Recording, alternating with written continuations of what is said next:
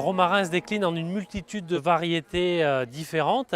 On trouve des romarins plutôt rampants, plutôt retombants, qui forment des boules assez denses, assez compactes.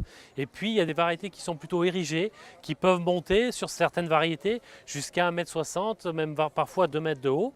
Parmi les différentes variétés de romarin, on trouve aussi une multitude de coloris en floraison.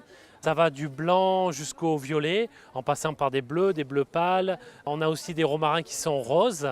On a plein de couleurs bien particulières. Pour cultiver le romarin, ce n'est pas très compliqué. C'est une plante qui a deux exigences bien marquées. C'est-à-dire que c'est des plantes qui vont pousser en sol drainé, en sol vraiment sec et en plein soleil.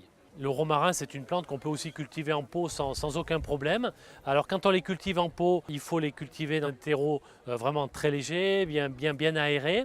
Généralement, moi je conseille de drainer le fond du pot avec des cailloux, des graviers, de jamais conserver de soucoupe ou d'éléments qui retiennent l'eau. Et après, on met le pot en plein soleil et généralement ça se cultive très bien. Le romarin, il a des utilisations culinaires très intéressantes. On va l'utiliser avec les grillades, avec toutes sortes de viandes.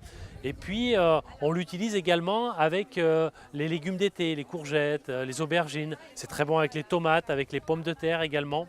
C'est une plante qui reste en feuilles 12 mois sur 12. Donc, on a tout intérêt à utiliser des feuilles fraîches qui sont très parfumées.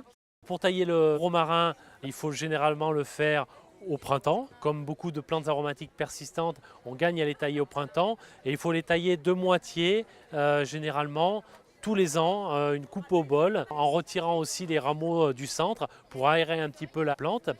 Et l'intérêt de les tailler, c'est que ça évite à la plante de faire du gros bois.